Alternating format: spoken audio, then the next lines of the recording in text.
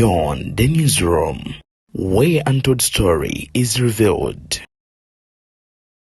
BTN Media gwe mukutu semakutu ogukutuusaako ensonga z'Ssemasonga ate musajja makulu amanyikiddwa nga Simon Byabakama akulira akakiiko k'ebyokulonda ebintu bimususseeko kyalwaddaaki n'agamba nti wano we bituuse bannange gususse w'omulamuzi Mathias Mpuuga Nsamba lwaki azzeemu okulumba Kyagulanyi biki byayogedde banywanyi mbikukuŋŋaanyiriza ate nabyo mbikuwa osobole okuba nga awo bimanyako. David Lewis Rubongo ayanoku Ebuvanjuba nebugwanjuba ewaka wasigalawo ewasinga. Beyond the newsroom gwe mukutu ogukuleetera ekyo ekisinga katiranga naffe ng'oyita ku noti 771 44 53 ne noti 744 26 45 na bino bikulu tetulanga bafere tetulanga basawo ba kinnansi n'abagwa mu kkoowa eryo mwebale kutuwagira. Thank you. ayanukudde Byabakama waliwo munnamagye yafulumiza wano akatambi nga katiisa alabudde General Museveni yatya musajja mukulu amanyikiddwa nga Zambali Blessio Mukasa aliko bingi byayogedde nabyo mbikuleetedde obeere nga ate y'obitegeera. Nze Deni tuli ku BTN Media ate Madowo ate era sobodde ofuukira Museveni akayinja mu ngatto takyekyusa mu ngeri gy'amufumitamu ali ngattutu anti buli ludda liba likufumita. Awo nno wenkugambira nti munywanyi tewenyeenya yadde okuseeseetuka mu kifo kubanga wentuuse we wano wennyini wengenda okubanga nsosootolera munywanyi gwe kunkumula amatu osobole okubanga owuliriza ekyo nno kyenkuleetedde ate nkusaba n'obuwembeefu obw'ekika ekyawaggulu video sooka ogimpere like kuba bw'ogiwa like egenda kudduka emisinde mingi banywanyi etuuke ku buli ssekinnoomu eyo nno eyandyetaaza ogifuna. Gwe nga gwe mulundi gwe ogusoose otulaba njagala okusaba muganda wange twegatteko ng'osubscribinga ku makoto guno. Nze Deni, BTN Media Beyond the newsroom gwe mukutu kuwole. Waliwo akatambi kano kazze nga katambula abasajja aba traffic bakutte owa SFC abavadde avuga bubi ng'ali mu drone obutamanya nti wa SFC akanyolagano kabaddewo ne beeyisaamu MP dabayo.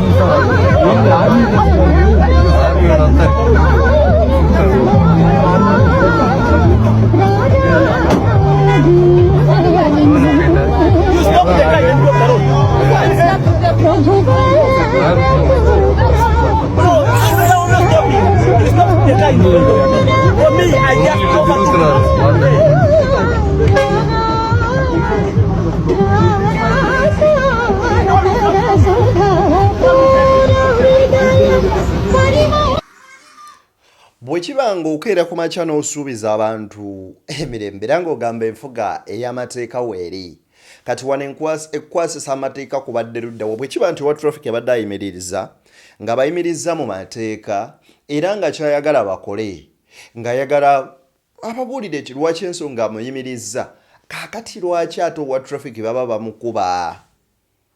Ekyamazima amatuufu bino byonna omanyi it's just time akadde kintu kikulu kankuwe Byabakama owulire. ne muntu n'osulanga omutima gukwewanise n'emmere n'olema n'okulya emmere bagenda okutuba bwe tutabeerawo ku polling station batubbye tulina okubeerawo ssebo ogenda kufa pressure ya bwereere amateeka galambise bulungi ebintu naye okujjako bantu ba Uganda tebasoma amateeka naye n'oli omuntu n'ayimira ku muzindaalo n'atandika kwogera bitakwatagana amateeka nga n'ogamba kakati asooka ssoma etteeka ligamba litya tubagamba mwagala kalu ak'emirembe mwagala kalu k'amazima n'obwenkanya ssebo nnyabo ffe bwetu amateeka tumanyi gagamba nti osobola kuyimira mita 20 kuva ku polisi tukimanyi naye ffe nga kakiiko tugamba kusinziira ku bye tujje nga tulaba mu kulonda okwakabaawo oba by elections oba okulonda kwa bonna abantu bo bagamba kusigala ku kifo kimu nga bawagira abantu benja bakandisa benjawulo okumala essaawa 5 oba 6 bali mu kifo kimu sebo osobola okukakasa nti teri kigenda kubalukawo wakati w'abantu bano onoobakuumi otya nga tebatandise okubagana empawo kyandibadde kirungi muddeyo waka then ebiseera by'okubalagululu musobola okujja mulabe you witness okubalanga bukugenda mu maaso naye kintu tukikola olw'obulungi ekigendererwa kyaffe nga kakiiko kwegamba nti tusobole okwewala ebisobola okubalukako ne byonoona biki ebigenda mu maaso oba ne bitiisa abalonzi bamu obutajja kulonda sigamba nti tulina kigendererwa kyakubira kalulu oba kyakola ki ba agent sebunyabo we bali ate abo bakkirizibwa kubeera munda wali ku polling station ekyamazima amatuufu tukkirize tugaane Robert Kyagulanyi Ssentamu Mitembo Bobi Wine afuukidde Byabakama akayinja mu ngatto era akalulu kano kamubeeredde kazibu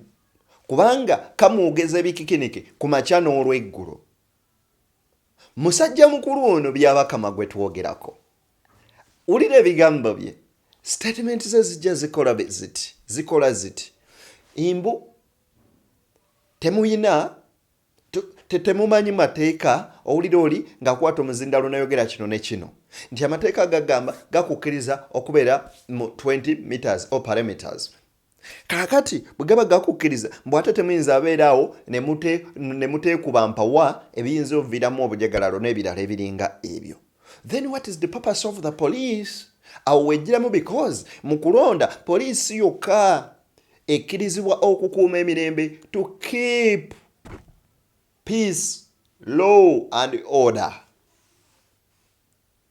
Kakati kyemugamba nti eraawo poliisi eba terina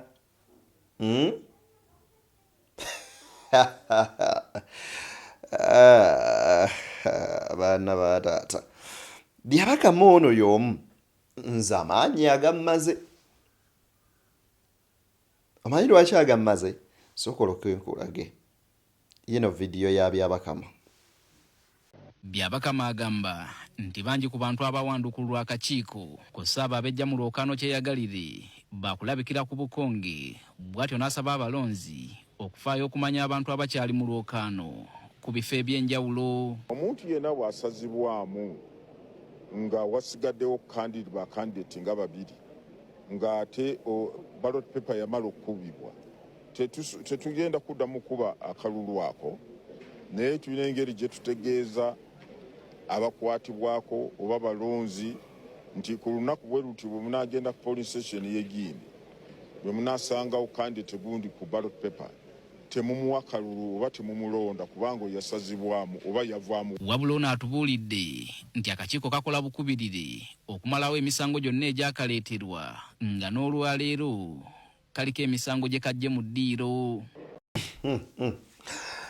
Kakati bwe mubanga temulina na ssente zigenda kuddamu printinga bululu bulala ng'ate olaga nti bakandidate obaggyeko kyokka ate basigadde ku ballot okubuzaabuza abalonzi.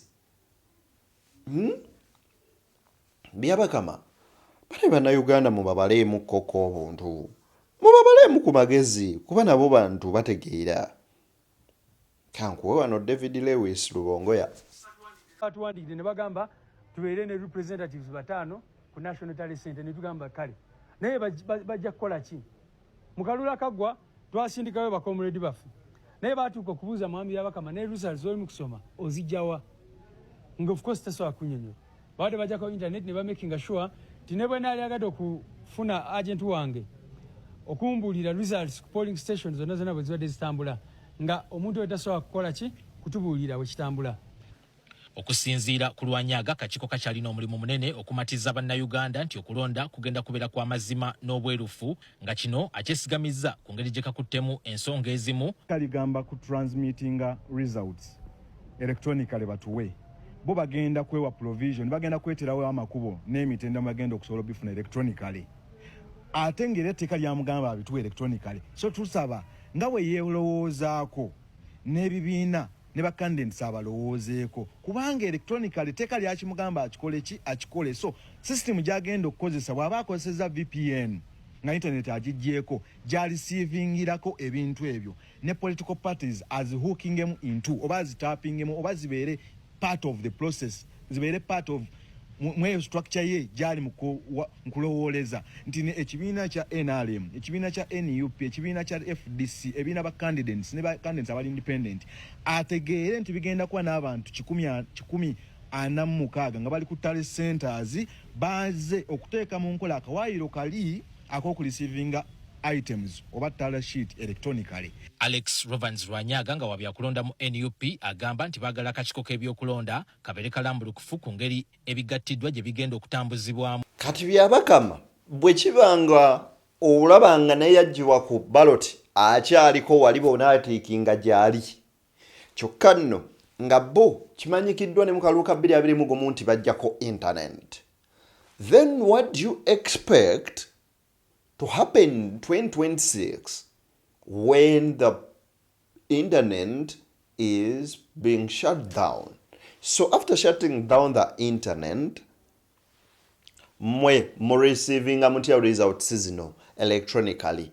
Era system yo gye mukozesa lwaki temugiwa a half nemu tapping in political parties z'aba candidates ne babanga balaba entambula y'obululu basobole omatchinga DRA forms zaabwe ku bino byolangirira. Kati wano nno wewali embaga okulya n'okukomba essowaani kyova olaba musajja mukulu Byabakama bambi mweraliikirivu nnyo nnyini ddala naddala ekigambo protest vote. Kakati musajja mukulu Honorable Zambali Blasio Mukasa avuddeyo n'alaga obwennyamivu eri abo bannakibiina kya NUP n'abalala abaggyibwa mu Lwokwano era ng'agamba bino byonna ebikolebwa akakiiko k'ebyokulonda byongera kalabisa ekibogwe kikajjudde kwoteeka ne kyekubira n'obunnanfuusi kubanga Byabakama alikulira okuba ng'agoberera amateeka bwepo n'akola ebyo ebibye byayagala okubeera ng'atuukiriza interests z'abo bakama be. Kansooke nkwekkatambi kano obirabe.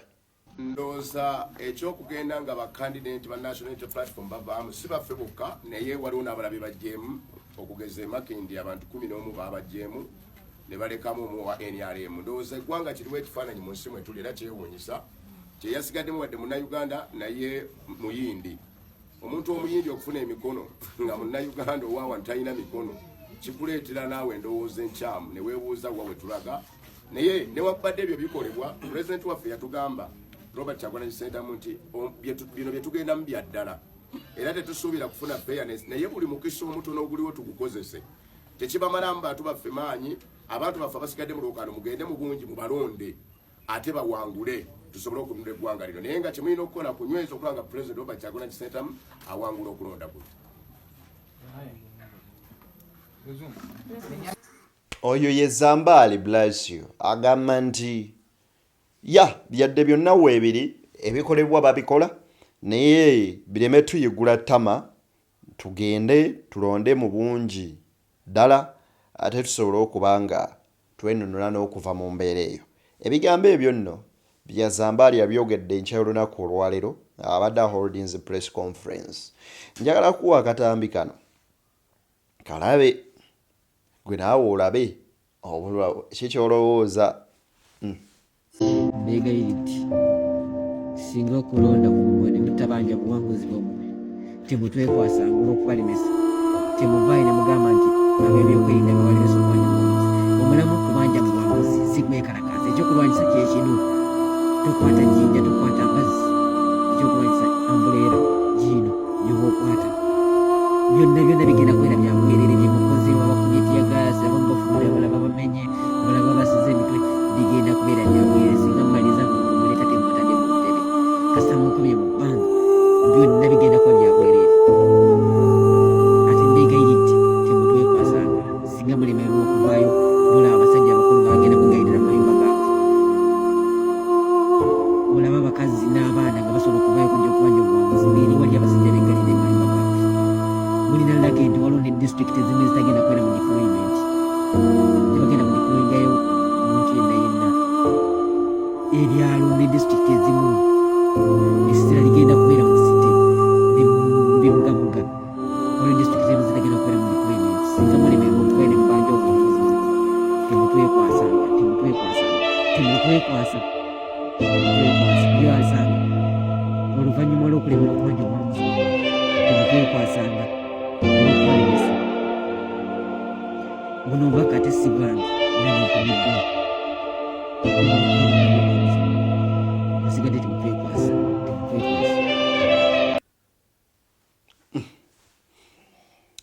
Simanyi video waje evudde ntomere. I don't know intention yayo oba kyekigiri emabega anyway ndowooza maddimu ne sound ye yeewuuma ngeri waggulu nnyo nendowooza yagikoze akimanyi n'agiteekamu anyway no comment kambawo ebirala mwami bitaano wano alina bikyagamba aliwa kamukuweeko ko wano katini kale nga sinnaba namukuwa amannamawulire ono gwe baakuba amanyikiddwa nga Ivan Embadi owa BBS nteddewo ate ensi nnyingi okumuwa amatu naddala ensi z'ebweru era munnamawulire wa CNN Lalo Madowo yagambye bw'ati nti Ugandan security forces appear to assault and strangle a journalist covering Bobi Wine's campaign, standing with Ivan Embadi and all journalists reporting professionally despite these conditions. Nti ab'ebyokwerinda ba Uganda balabikira mu katambi kano nga bakuba batulugunya munnamawulire ali mu kubeera ng'akwata Robert Kyagulanyi Center mu kampeyini za Bobi Wine. N'agamba nti tuyimirira wamu ne Ivan Embadi ne bannamawulire bonna abakolera mu bugubi abo nno munnanga abeewaayo okuweereza mu mbeera zonna nga bayimiridde mu butendeke bwabwe oba nga bayimiridde ku principles z'okuba bannamawulire abali profession. Kaakati kino nno kireetedde abantu bangi ne mawanga ageeyo ga bakyeruppe n'okuba nga kiraisinga international attention okubanga international community bajiwa attention era ndabyeko aba repostings egundi eyo ku mukutu gwa X nga baweererako ddala ng'abamu n'ababaka mu zi gavumenti ez'omu bakyeruppe. Mwattu gw'olowooza ki ekiyinza okuva mu ebyo byonna? Sikutiisa kati kankuwe ku mpuuga wano. 15 byangu nze omulimu ogwange ogwa memba wa paalamenti okujjako eyakazaalibwa ani atamanyi nti ayimira endaaso gammwe y'omu ku basinga paalamenti okukola omulimu gwa paalamenti. Ngenda kwongerayo olutabaalo luno naye n'okwongera okuteekateeka obulungi. Njagala kubeera nombategeeze nti olw'obutawuliziganya tuyina ensobi ze twakola ng'abantu beekwasa bampuuga yalya mpuuga yatulyamu olukwe naye bwombuuza nti lukwe ki awo ng'amirawo amalusu. Mpuuga yalya ebitaano nti gwalya mmeka? Nze ndi mukulembeze mu paalamenti nsasula abaka ba paalamenti nze ndabirira abalala nali leader opposition emyaka 2 n'ekitundu lopu bwawumula aweebwa akasiimo ekyo bwebakoma mutuwano mutaamu esooka kyangu okutegeera okujjako era ng'oliko emmandwa. musajja mukulu Mpuuga, ekituufu kiri nti bwe kuba kuswala bambi disajja lyatuli Mpuuga lyaswaluka. Kubanga bw'owulira ebigambo bye byayogera, walukaga alina oluyimba lwe yayimba n'agamba ti n'oluyimba lwoyimba ng'omaze kukawa, something like that, ti oluyimba lw'oyiya ng'omaze okukaawa terusobola kukola ki kunyuma. Ne kati ne Mpuuga gwe bw'oyagala otukakase nti nali leader of opposition nalina okufuna akasiimo, nga tuddayo tubuuza Winikiza wali leader of opposition wafuna akasiimo nedda, lwaki katandikira ku gwe Mpuuga? Mpuuga tolimba bannansi, bannayuganda balabufu, mbunze ensinga okuteesa mu parliament n'okola ki? Biriwa by'okyusizza nti tewali, kati oteesa ki? Yali mu parliament emyaka 2 n'emyezi 2. Ku rekodi gye nyina mu parliament yateesa emirundi 2. Naye twamuwa akasiimo yakabba. Ebyo saagala nnyo kubireeta kubanga bibaleetera enjawukana. Saagala njawukana. Abadde bambuuza lwaki nsirika kukuumira bantu nga bali wamu. Singa nkera lunaku kugamba kino gundi yakola kino, ekyawula omusajja omukulu ku Kalenzi nti Haji Mabeera tasobola kubambula nnyumba ye kubanga yakanye ne mukyala we waka. Tasobola kutwala amabati n'agaguza abaseenene kubanga bakanye n'omukyala. Ng'omusajja omukulu amanya nti sisobola kwererejja nga mukalo gwe bayayoza omukalo gw'endegeya. Ekyo kijja kuggwa. N'akuuma ekitiibwa kya mukyala we, n'akuuma ekitiibwa ky'amaka ge n'abaana be, kye baawulira omusajja ku Kalenzi. Ekyo mukitegedde? Maneja wa garagi mu Nnyendo wabeerawo omulenzi amunyigizza takikolezaako muliro.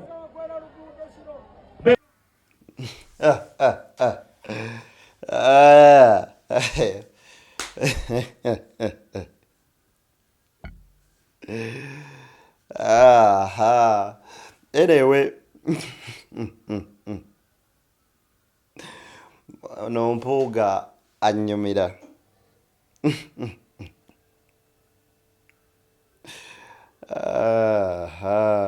Anyway,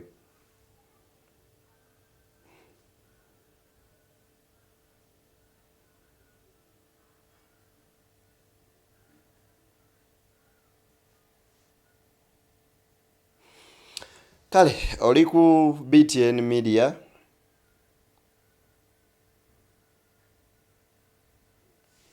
Omukutu Sebakutu ogukutuusaako ensonga zisebasonga. Munzikirize mbatere wano tusiikale nga Guludde nakkiriza ndowooza ebya mukulu oyo mubiwulidde era mubirabiddeko. Why didn't I say and